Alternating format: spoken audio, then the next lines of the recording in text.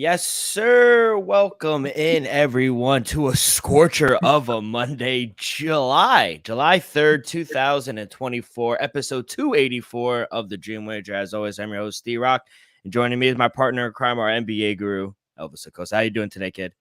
I'm doing great, Dylan. Like you said, it's fucking beaming out, people. It's 90 degrees. Felt like it might be the first 90 degree plus day of the year up here in Jersey, because we had a really cool June, Dill. So Yeah. the heat today is busting, people. Yeah, so make sure you guys have your ACs going. And yeah, we had a great show for you guys today. We're going to recap some of the NBA signings that happened over the weekend. USFL Championship Stallions go back to back, and we got some baseball plays to give out towards the end of the show. But Elvis, let's start with the NBA signings. I want to address something just because the Knicks made a little move.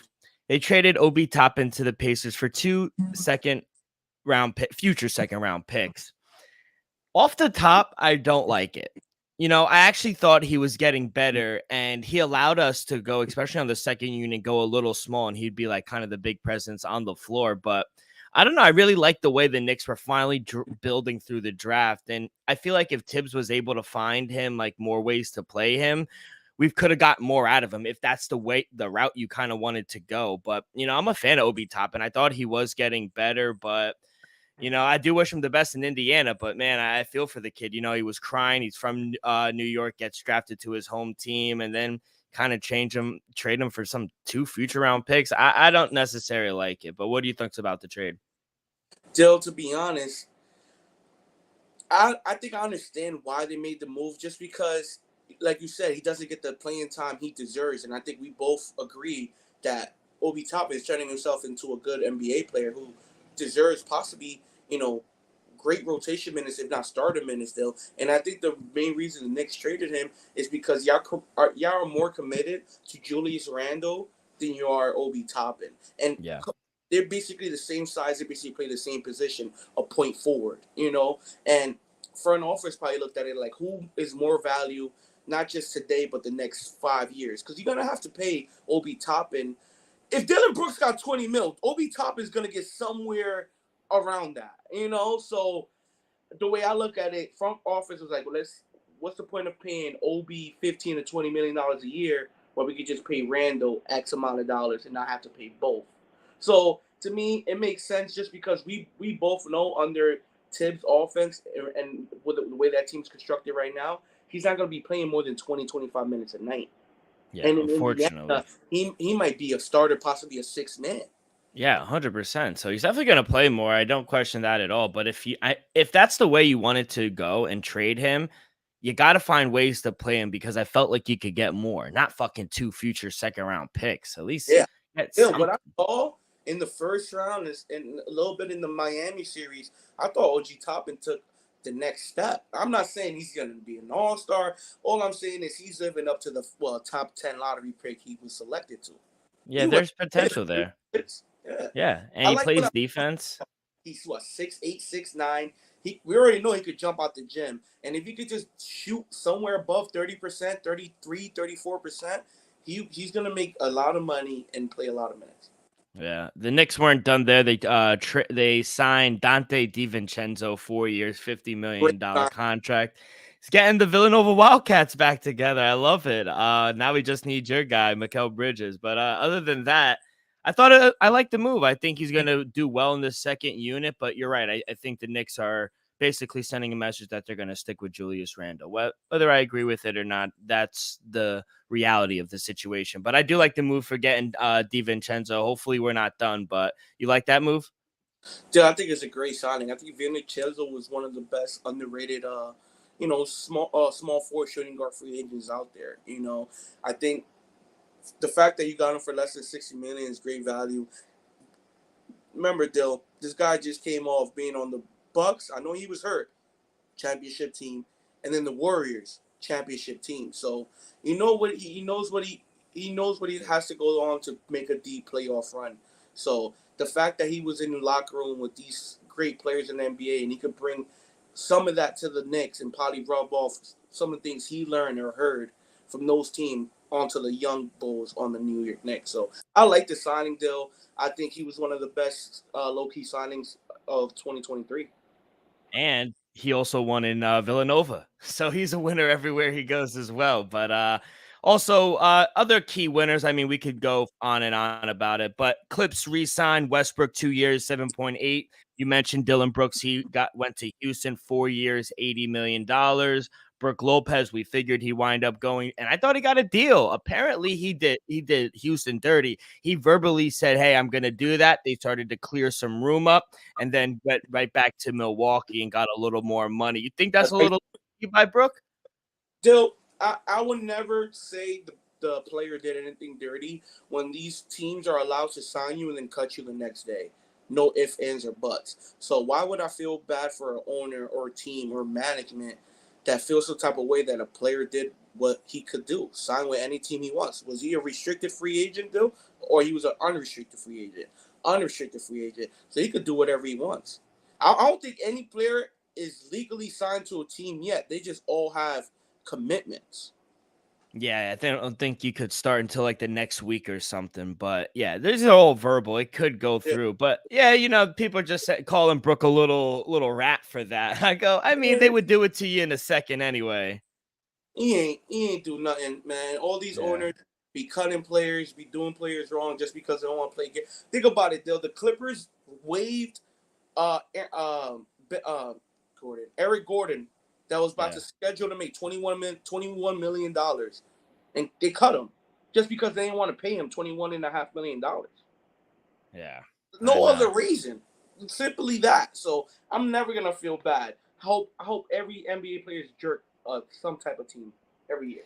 D'Lo, he returned to the Lakers. I mean, that's okay, I guess. He got more. Honestly, he got more than I thought he would get. 2 years, $37 million deal, and apparently LeBron approves of all the moves they made. He went on Instagram. He put a picture of all the players that they re-signed or got from another team with an hourglass. So I guess if he's stamping on improving it, I guess you're in good graces. But I didn't know. I thought they would actually upgrade the point guard position. I didn't really think they were going to stay with D'Lo. What do you think?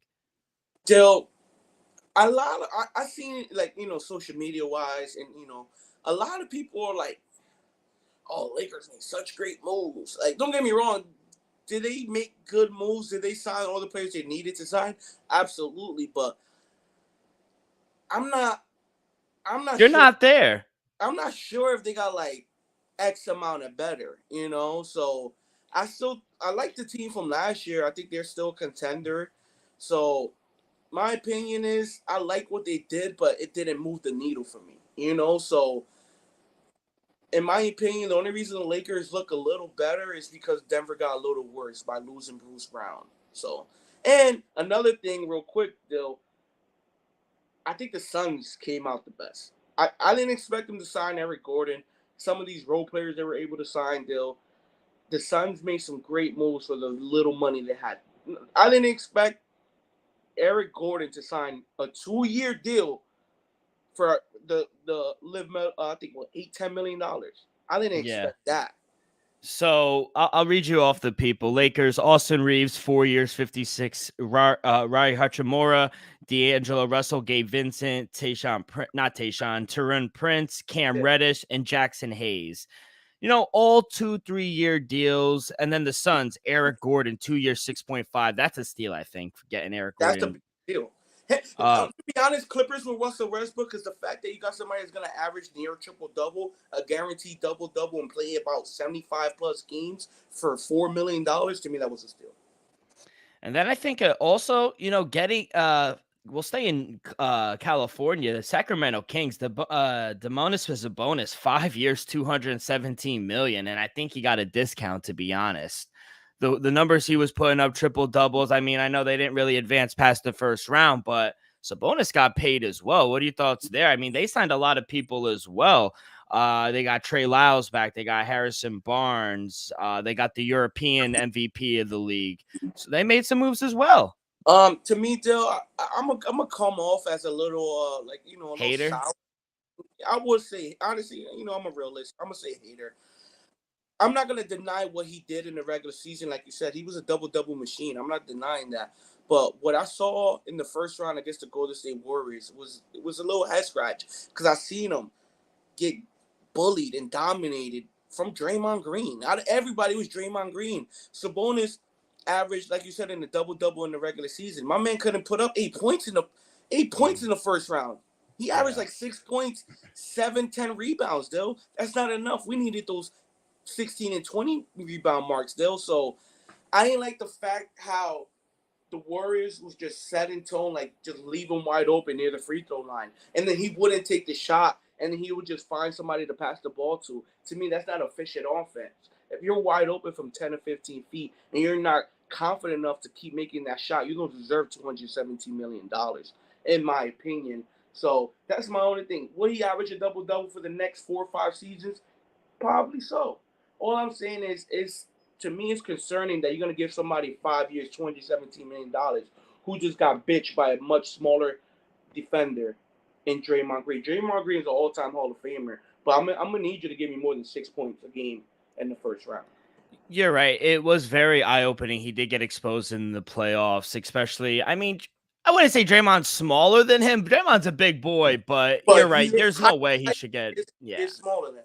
Yeah, and Z Players makes a good point in the chat. He does need to develop a right hand. They were literally daring him to shoot the ball. They were daring him to go right or to pull up from 15, and he wouldn't do it.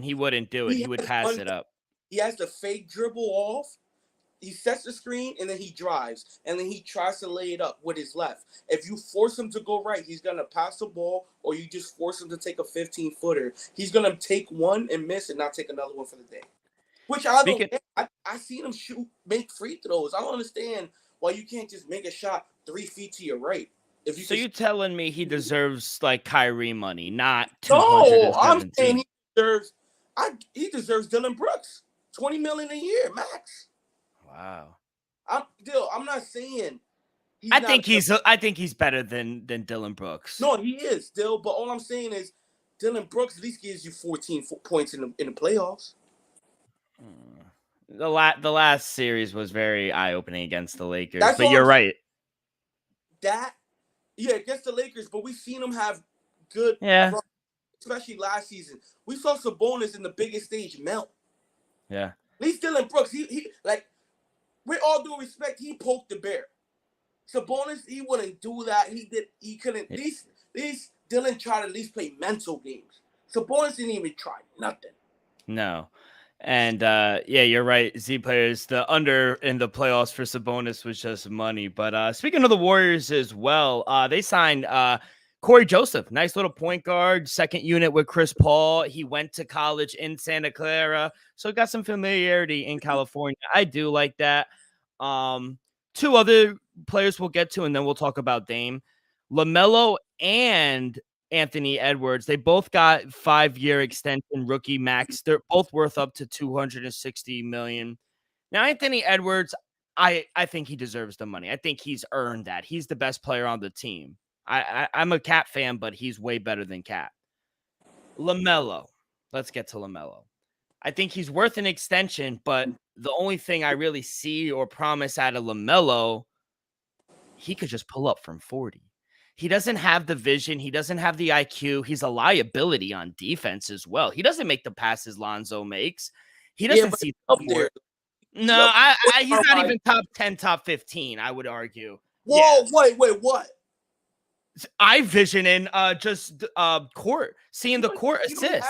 8 assists a game, right? 9 assists a game. He plays for the Hornets. Me and you start on the Hornets. We're averaging 6-7 assists. No, we're not. Come on, that's a dumpster fire organization, and that's why it's just a bad contract. All he could really do is shoot. He can't go there late in the game because they're just going to drive at him. He plays no defense. His vision's not as good as his brother's. He can't rebound the ball. He could just shoot from 40. I don't think he deserves the money. Still, in my opinion, he's a better passer, rebounder, and defensive player than he is shooter.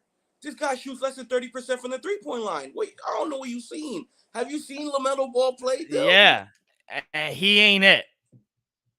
Still, another bust by Michael Jordan. It's a dumpster fire. Yeah. Next thing. Oh No, my. I want to hear what you got to say. I just completely disagree with everything you said.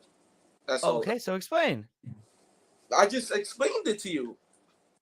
He's a better rebounder, assist man, and defender than he is 3-point shooter. It's a fact. But I'm arguing he's not worth the money that other superstars are getting, like Anthony Edwards. I'm not but saying that's what I am. All I'm saying is he's a better defender, rebounder, and assist man than he is a 3-point shooter. That's all I'm saying. And you saying the only thing he could do is shoot. And that's my opinion. That's what I see. And I'm telling you, that's his worst thing he has in his bag was shooting the three. But don't you ever watch Hornet games and he just pulls up from 40? Yeah, he doesn't make it. Oh yeah, that's all his highlights. His highlights aren't passing the ball, playing defense. His highlights are Google his career 3-point shooting percentage. Let's take 30 seconds and tell me that's good. Because I know. You clearly don't know. 37%. That's good. Not from 37% from three? Are you kidding me? Look what Desmond Bain got. Look what Desmond Bain got. 37% for three? Yes. LaMelo career 3-point percentage 37.7. He's almost shooting 38%. Oh, that's pretty good. I ain't going. I thought it was much lower than that. 37%. And I'm also arguing the fact that he's not his brother, and his brother didn't even get that. His brother all NBA defense. His brother is a better vision. He has better IQ. They drive at LaMelo every play. He can't guard any guard. Who can he guard? He's a liability on the court. If it's not shooting, 260 is insane. For an I could understand if he was taking the organization of places. Like Anthony Edwards' team made the playoffs. LaMelo, they're not going to make the playoffs for another 5 years, if that. I wouldn't say that. What has shown you that they're good? He was in the play-in last year. So and what happened? They lost. And then they took 3 steps back. That's my thing. Because a teammate beat up his girlfriend. And the others, even with him, that's another guy who signed just for the year. But even with him, they weren't doing anything. That team needs so many pieces. The coach was in it. That's all I'm saying. I think LaMelo's a deserving point guard, and he deserves an extension.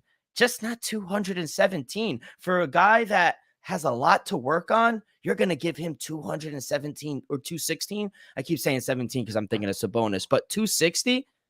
That's wild, Because just one thing I'll agree with. One thing, LaMelo draws in the money that he got. I agree on that? Because he is a fan favorite. The Hornets probably make a ton of money off his jerseys, Dill. A bunch of kids love him for some reason, Dill. So I don't agree with the extension, 5 years, 260, Dill. But I think the Hornets is not like they're not. Coughing at it just because he generates so much. From a business standpoint, 100%. He's a fan favorite. He'll sell out. He'll buy jersey tickets. I get all that.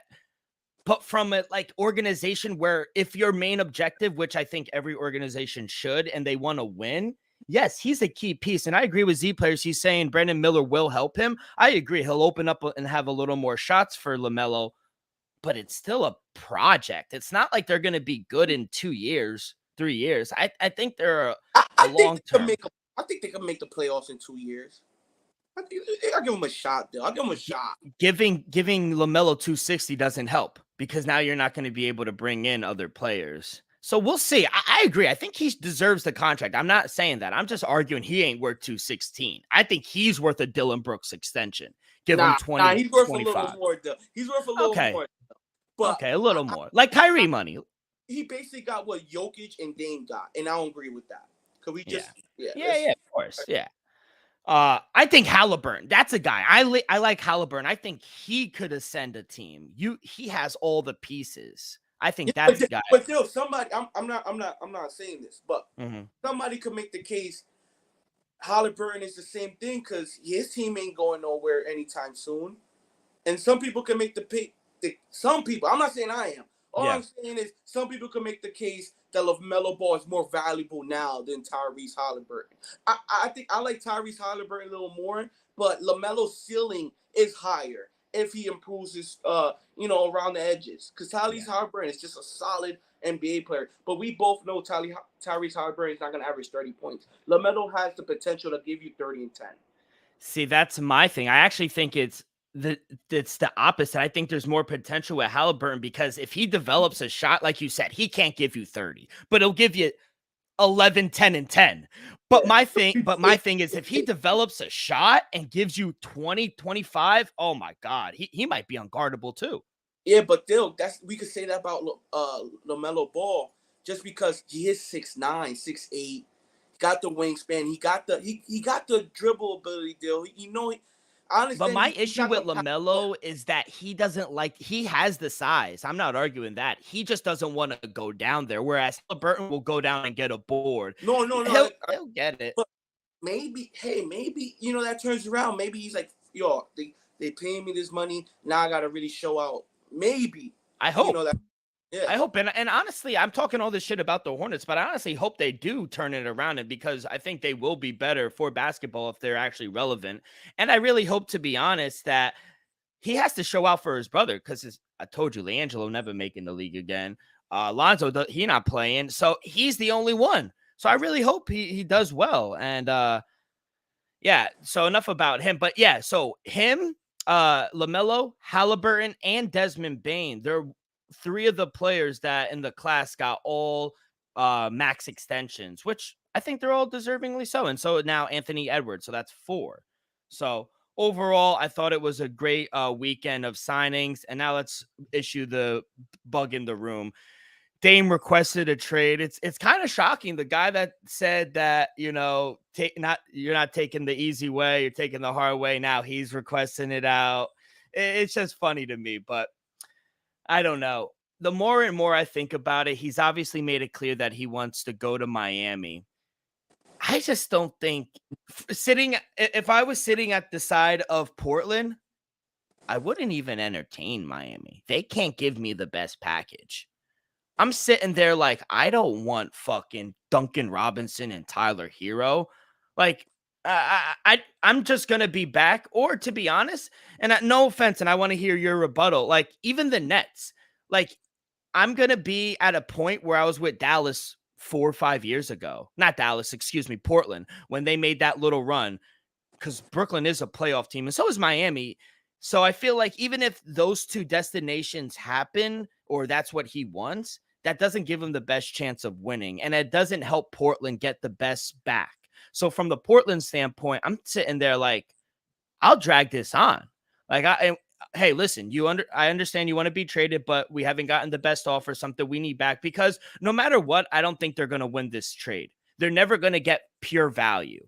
Still, in recent history, the only team that got value back from a trade in the last 3-4 years is the fucking Timberwolves and Rudy Gobert. We didn't get compensated enough for Kyrie Irving, James Harden, Kevin Durant. We didn't give enough for James Harden from Houston. None of these teams, every superstar who has been traded in NBA history, the team who traded them has gotten a loss in return. That's what I'm saying. So you're trading pennies on the dollar for a future Hall of Famer, top 75 player of all time. Now, let me throw a hypothetical. Say Jaylen Brown doesn't resign. That's a destination that you could win. You play with Jason Tatum, and they could give you something back. Yeah, you'd probably have to get a third team in. Maybe Jaylen Brown goes to Houston. Houston gives some pieces or something to Boston. Whatever the case is, I think something along those lines is best from a Portland standpoint. All I'm arguing is what Portland wants. Yeah. So, non-biased aside, everybody knows I'm a Brooklyn Nets fan. Me personally, if I'm looking to rebuild, Nets are loaded with first-round picks. They got picks from Phoenix, Dallas, our own. We're loaded with picks. And I'm be honest, we're pretty deep squad. We got guys like Spencer Dinwiddie. We're not trading Malik Bridges, but we got Spencer Dinwiddie. We got Nick Claxton. We just signed Cam Johnson, but hey, for Dame Dollar, he could possibly go. We got Finney Smith. So I just feel like we could offer them not just players, but we could also them two pretty good players and 4 first-round picks, 5 first-round picks, something like the Timberwolves gave up for Rudy Gobert. I think that would be attractive. Another thing, though, we all know Dame wants to go to Miami, so I understand you, and I'm kind of with you as well, though. Charlie Hero, Duncan Robinson, it ain't the sexiest trade package if I'm giving up Damian Lillard. So I do agree with you with that, though. But I think if it goes down with Miami, it will have to be a three-team trade deal, and this is a scenario that's possibly panning out, though. Dame to Miami, Zach LaVine to Portland, and then Duncan and Hero to Chicago. See, that's something that possibly could get worked out. You still get a superstar in Zach LaVine. You can still build around with Scoot Henderson, Jeremy Grant, Zach LaVine. Some people will call it a great value big three, so I think that makes sense still. But if I'm looking at a complete rebuild point, I think the Brooklyn Nets is the choice just because they're loaded with first-round picks. In 3-4 years, you don't know who's going to be, a top 5, top 4, top 6 pick in 2028. 2028 draft class might be fucking star-studded, Dill. Yeah. And you have a chance to pick top 3, top 4, top 5. Not just that year, but, a couple years in a row. So if I'm looking just a complete rebuild standpoint, if that's my main objective, I think Brooklyn Nets is the way. If my objective is to trade Dame and still be competitive, I think it's something with Miami. Yeah, and that's where he wants to go. And apparently, they could hold out, do what's best for them. I agree. I never thought of that, sending Zach LaVine and working Chicago in the mix somehow. Just because, like I said, I don't think Miami could give them the best thing. And even Brooklyn, like I said, it's like going back 4 years and playing with them. Like, no offense. I do think you guys are a good team, but I don't know if he wants to do that. I think he's just hard struck on playing in Miami. So you look at Portland's roster right now. I feel bad for Jeremy Grant, to be honest. I feel like he could be a trade piece in a few years. Get rid of, if they're really trying to rebuild. I mean, he got a lot of money, and he's another one. I like Jeremy Grant. He's definitely improved, but 20 million, or he's basically making 21 million a year. That's a lot. Scoot Henderson, I do like him. Nazir Little, he's all right. He makes like 5 million a year. They have Nurkic, Joseph Nurkic. He makes about 15 million a year. That Sheldon Sharp from Kentucky, they got drafted a few years ago. He makes 6. They have Anthony Simons. They got some guys, I feel like Justice Winslow, an ex-Miami Heat player, but I don't know. I like that move, though. I never thought of Zach LaVine. Where did you hear that, or you just thought of that? I didn't think about it. I'm guessing it's like somewhere on the blogs or something, Dill. Yeah. Ed asked me to put it in the group chat, so I know he saw it from somewhere. Yeah, that's very interesting. He said it's loading, so I'm not sure if it's true or not. All I'm saying is that scenario makes sense, so I gotta agree with it. All I'm saying is if Woj doesn't tweet it, I don't believe it. No, I feel you. I'm just going by scenario. Yeah. No, that does make sense, though. That does make sense, but I do think he might end up on the fucking Magic. Who knows? At the end of the day, it's not what he wants. It's what I agree with you. I gotta see what's best for me. I understand you want to go to Miami, but at the end of the day, damn, you don't have a trade clause on your contract. Yeah. So if I send you to Europe, that's on me, my boy. Well, he got to go to the NBA. But if he gets sent to the Raptors, he gets sent to, I don't know, Minnesota, or even Minnesota for Anthony Edwards. Who knows? But if he goes somewhere, you gotta eat that. It's like Kyrie. Kyrie wanted to go to either Miami or the Lakers. We sent his ass to Dallas. It's not what you want. This was best for us in our interest. Best for business. Elvis, but no, and I also think James Harden, and I think that's another deal. Yeah. Let me just end it off. I think the Portland Trailblazers are gonna wait some time just to see what James Harden 100%. Gets in a whole open market. Just because if Philly, let's just say for example, if Philly gets 2 first-round picks and couple players, the starting point is going to be 3 first-round picks and a couple starter players as well for Damian Lillard. That's the starting point. Because Damian Lillard, I honestly said he's not much younger than James Harden, but in my opinion, I think he brings a little more value, not just a little more, way more value for the next 2 to 3 upcoming years than James Harden does. Yeah, I also like you said. I think they're gonna wait because Daryl Morey came out and said, "Hey, we haven't gotten anything we even want to entertain for James Harden right now." So it might play out a little bit. It might not be in the next couple days. Yeah, and another thing is now maybe some of those teams who are, possibly, having James Harden on their mind, maybe they're sitting back like, hey, fuck that. Let's see if we could package up something for Dame. So maybe a lot of teams are going to be waiting to see if they can snatch up Dame instead of James Harden. Yeah, very interesting. I guarantee, like your Knicks, there was reports interested in James Harden. If the Knicks are interested in James Harden, they damn sure interested in Dame Dollar. So still, it might be 20, maybe 20, 25 teams calling the Portland Trailblazers right now. Yeah, it will be interesting. I can't wait to see what happens down the road. But yeah, it could be a little longer than that. Other things that happened over the weekend, back-to-back champions for the Birmingham Stallions in the USFL. They get the job done 28-12. They covered the 7. The game goes under. 2-0 finish out strong for spring football. 26-21 is my overall record in the first year of handicapping USFL. So overall profitable. We had some ups, we had some downs, but overall it was a good season 2023. My thoughts, I like the kickoff. I like the teams. I like the coaching way better than the XFL. XFL is kind of just like a fun league. USFL is more of an organized football and legit organization. So I'm a fan. You also got to give the benefit of the doubt to the XFL because they were their first year. This is USFL's second year. So, USFL definitely tightened up a lot of stuff than they did last year. So hopefully the XFL could take some of those and improve as well, though. But I agree with you. What you like more, the XFL or USFL? I mean, I'm a real, betting wise, yeah, I'm gonna go with the more competitive league, in my opinion, in the USFL. Don't get me wrong, the XFL has some exciting moments, but the USFL talent is just a little much better. Like USFL, you definitely have way more loaded talent. You got guys who either just came out of college or got dropped by an NFL team. A lot of the XFL are a lot of D2, D3 athletes. Nothing wrong with that. All I'm saying is the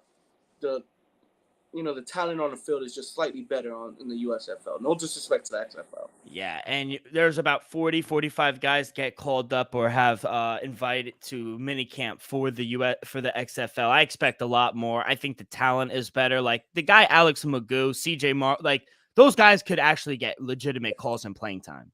Yeah, like the dude, like they lost last 2 weeks ago, but the dude from not Pittsburgh, Michigan, that linebacker, though, I guarantee he got player of the year, defensive player of the year. He's gonna get signed to an NFL team. He might get a 1-year deal to start, but it wouldn't shock me he gets a 2-year, 3-year. But that's all these players are asking for is a second chance. Yeah. And even Reuben Foster, an Alabama guy who went D1 in the first round, I think a couple years ago, he's a outside linebacker for the Pittsburgh Mules. So you got legitimate guys that just either didn't pan out, didn't take it serious, whatever the case is, or coming off an injury right before the draft, go undrafted. Yeah, and they go undrafted, and then they get scouted again and be like, oh, shit, this guy could actually still play. Cool, I'm going to sign him for the low. So I do like it. I'm a big fan of the USFL as well. So overall, very good weekend. Saturday went 13-8, including the UFC. Baseball, 6-5, 2-0 on the WNBA. Told you first half, aces over. Z players, you're right. Alyssa Thompson, her assist is just an auto bet at this point on. All-Star games coming up soon, so can't wait for the WNBA. But overall, in the weekend, how did you do, Eve? Yeah, I went 2-2 on Saturday's show, so that's not horrible. As of right now, 1-0 for today. I took Houston Astros on the money line at the 110 start. So if you was following me earlier, congrats on us because that was a sweaty one. Yeah, and I told you that I was on the other Well, side. I I went was on the 3-2 Rangers. because I took Stallions minus 8.5, 7.5. Hey, Didn't matter. all tickets cash the same, kid. I'm telling you. But yeah, overall profitable weekend. So let's get into these baseball plays. But before we do that, quick word from our sponsor today. We are brought to you by Viva Tequila Seltzer, the most refreshing hard seltzer on the market, hands down. There's no wonder why Viva was voted #1 hard seltzer in the world by San Francisco World Spirit Competition. With only 88 calories, 0 carbs, 0 sugar, and 4.5 ABV. Viva is the perfect drink for your post-game celebrations as it was created with that active lifestyle in mind.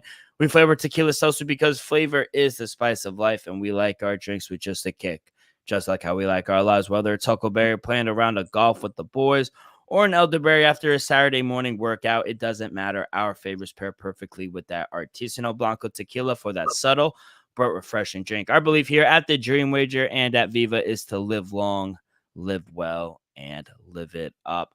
All right, Elvis, let's get to this baseball slate. Only about I think like 8 games. We got 2 off the board already because Houston won, and I think the Cubs winded up beating the Brewers as well. So we will start game that starts in about 30 minutes. Washington Nationals hosting the Cincinnati Reds. Reds minus 118, road favorite. Even money for the Nationals at home. Over unders at 10.5. Elvis, what do you like in this one? Dill. I know they slowed down a little bit, but give me the Cincinnati Reds on the road. I called it at minus 115 on the money line. I still like it at minus 18. I'm gonna just take the better team. I understand they're on the road, Dill, and it slowed down from what we saw in May and June, but Washington is just not it, people. Washington have been in 4 years since they won it, so fade Washington, people. Yeah, I'm going to be on the over. I got a 10.5. I still like 10s. You can find 10s out there. Reds, they've won Luke Weaver's last 6 starts, but the total's gone over in 4 of the 6 games, including 4 straight. Gives up a lot of hard contact. Jake Irvin, on the other hand, he's 0-3 at home. And even though his hard hit rate isn't the highest, he has that fly ball rate that's high. So a blow up is coming. I think we see runs here. The over is 8-2 in the Reds' last 10 games. So yeah, I'm going to be on the over here. I do agree with the side, though. I do think the Reds are a better team, so you're getting a short price there. Let's go out to Miami. Marlins hosting the St. Louis Cardinals. Marlins minus 138, plus 118 for the Cardinals. Over under is at 8. I'll start this one, E. I do like the Marlins here. I think they should be a much bigger favorite. Miles Mikolas, he's just a fade on my list right now. Cardinals have lost 5 straight starts. His hard hit rate has gone up in each of those starts. And I'm a fan of Braxton Garrett. So he gets a lot of ground balls. And I'm just extremely high on them. I think they're a much better hitting and pitching team. So I'm going to take the Marlins, who are at home 25-16. Give me the better team. I'll take the Marlins here. How about you? Same deal. Give me the Miami Marlins minus 126 from the money line, Dill. I just gotta I've been liking Miami this past month, and I'm be honest, Dill, St. Louis, not it. Not it. Yeah, no, they're having a bad year to say the least. Let's go out to the Bronx. Yankees hosting the Baltimore Orioles. Minus 110 for the Orioles on the road. Minus 106 for the Yankees. Over under 8.5. Domingo Germán pitched a perfect game. You backing him second time around? Dill, this is another one. I'm going to lean the over just because he's coming off the perfect game. I expect some runs to get on the board. I expect he might let up a lot of hard contact today, Dill, especially back in Yankee Stadium. Wouldn't shock me the ball goes out the park a couple of times. So I'm going to lean the over. And I'm gonna lean with the Orioles just because I doubt the man will be able to continue his excellence. Shout out to him. What a great performance he had last week. Against the Athletics. And Athletics June with a month now. Month, dude. Come on now. So it's a new month, new week. I expect him to settle back down to reality, Dill. I lean the over 8.5 in Baltimore on the money line. Yeah, I agree. I don't know about the over, but I definitely like the Orioles. I like them big. Tyler Wells is my man. Look for a K prop as well. I think it's in around 5.5. He's struck out 6 and 8 batters the 2 times he's faced the Yankees. And you're right. I just love to fade pitchers who either had 1 a perfect game or 2 a no hitter. Their regression is coming from him. And he wasn't, even when he pitched the perfect game up until that point, he wasn't the best. I don't want to say it was luck because you got to be athletic and you have to have your stuff to pitch a perfect game. So I don't want to take anything away from him, but he wasn't his best form prior to that perfect game. So gonna fade the Yankees here at home. I think Orioles are a better team. Let's go out to the next game. Cleveland Guardians are hosting the hottest baseball in the league. Atlanta Braves winners 10 straight. Short number -148 for them on the road, +126 for the Guardians at home. Over under is at 9. Elvis, I'll start this one here too. I took the under 9.5. I got it a little earlier. I still like it now. I also lean Braves. We're getting a short price with just a much better team. 10 in a row. Braves continue to roll. Bryce Elder, he's been awesome. He's another guy I've been waiting to regress, and he just hasn't. So I'm not going to overthink this one. Braves should win this one easy. I'll take them, and I also lean under.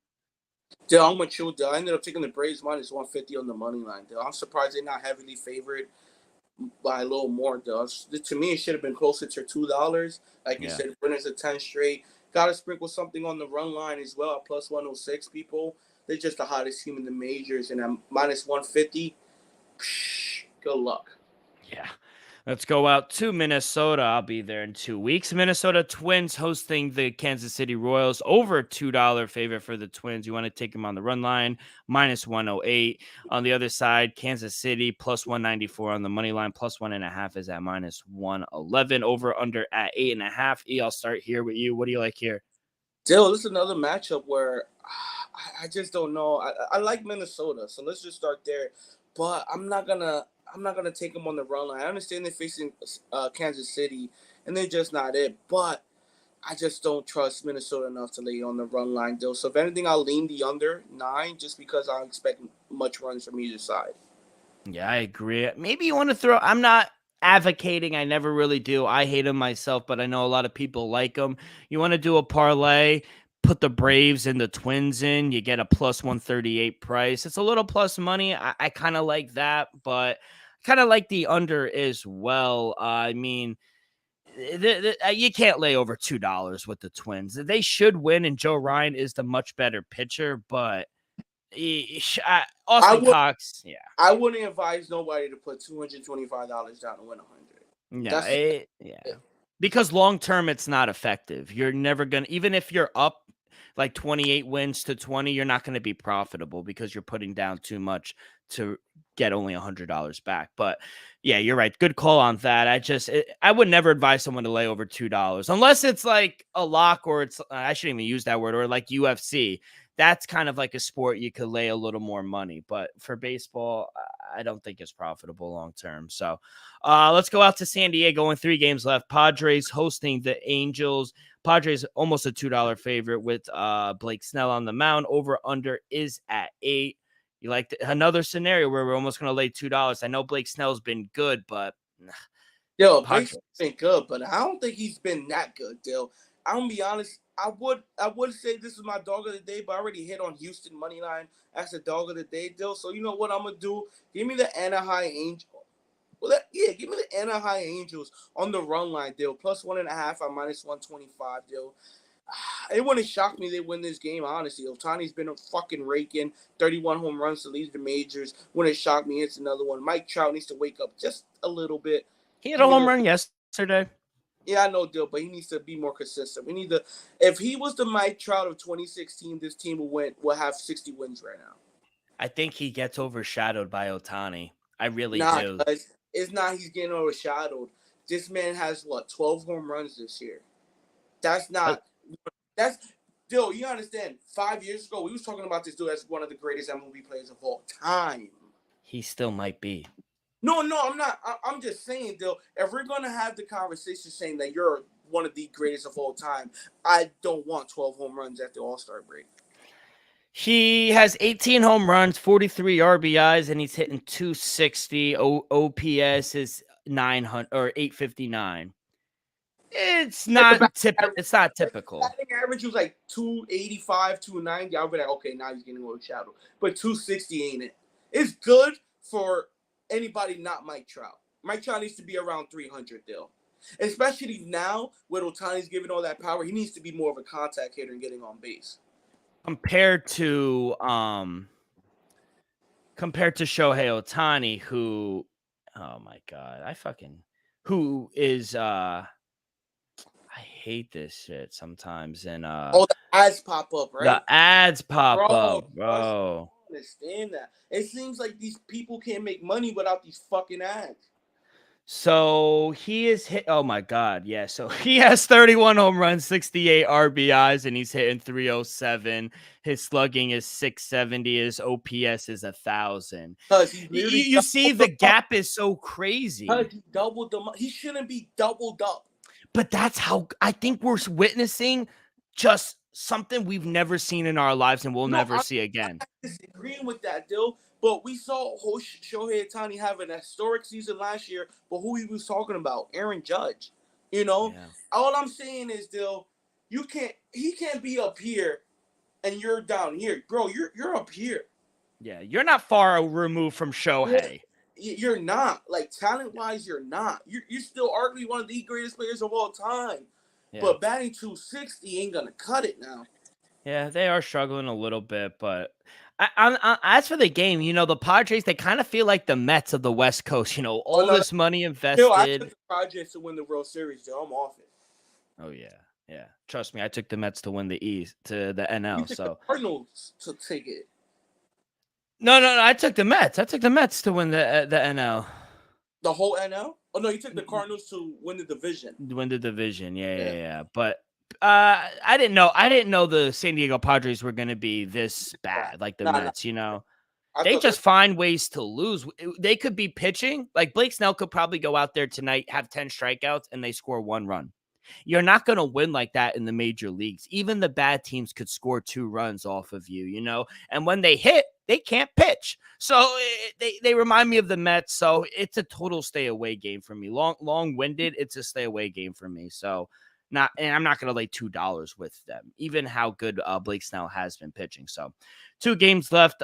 Dodgers hosting the Pirates. Dodgers minus 168. No one knows who they're throwing. It's a TBD. They're going to wait another hour or two, I guess.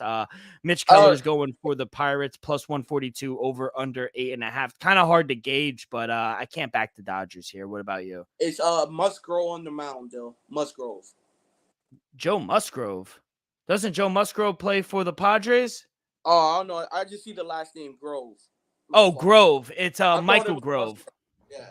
Yeah, Michael Grove. He's okay. I thought I saw Scherzer earlier. If it's Scherzer, I'm more inclined to back him. If it's Michael Grove, it's a stay away from me. But yeah, I can't lay that price with an unknown pitcher. How about you? Yeah, Dill, I saw it was Grove. I was like, yeah, I'm staying away. I'm not going to lean the Pirates either. If anything, lean the under, but nothing. Yeah. And then last game on the slate, San Francisco 49ers hosting the Seattle Mariners. Giants minus 146 at home, plus 124 for the Seattle Mariners. Over-under is at 7. We like to fade our teams that play on Sunday Night Baseball. And the Giants, they played the Mets last night. They didn't get home till probably in the middle of the night sometime. So probably a little tired. Logan Webb's all right, but Brandon Wu, he's from California, pitching back home. He's going to have family there. I like his over strikeouts, 5.5 for Wu, but going to fade the Giants here. I'm going to take the plus money. My dog of the day is probably going to be the Seattle Mariners. So what do you got for this one? Yeah, I'm going to be honest, y'all. I like in the over 7. I understand it's a pitcher ballpark deal, but only 7. Somebody could just hit it in the gap with a couple people on base still. I think it breaks wide open. So I'm going to lean the over 7. If it was 7.5, I'd be like, I think it could get to 8. Yeah, on principle, you got to go over or 2 sometime. People. Yeah, exactly.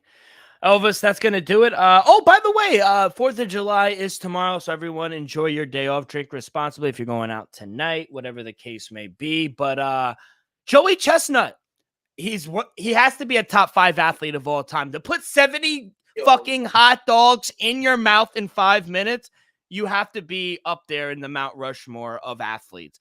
I don't think LeBron, Jaromir Jagr, they're not doing that, bro. 70, he's going to break the record tomorrow. So whatever the line's at, I think it's 73 to break it. I think he got 68 or 69 last year. Give me the over. Joey Chestnut is a legend. You saying he's top 5 all time, right? All time. Right. Like if I had a Mount Rushmore. Real quick. Yeah. I'll give you my Mount Rushmore if you want. No, I'm gonna just ask you a question. I'm gonna need you to answer it. Yeah, I got you. Tom Brady. Yeah. Michael Jordan. LeBron. Yeah. LeBron. Yeah. Barry Bonds. Tiger Woods. Serena Williams. John Bones Jones. Joey Chestnut. Joey Chestnut. That's Who the it. fuck? No, you need to pick 5. Okay. Who? Because you mentioned everyone. How about I do this? How about I say my top of every sport?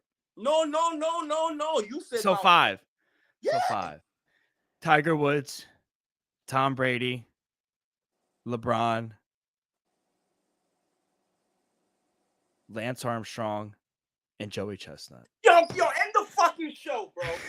I'm out. And Joey Chestnut has to be up there. So, are you gonna bet the over on Joey Chestnut?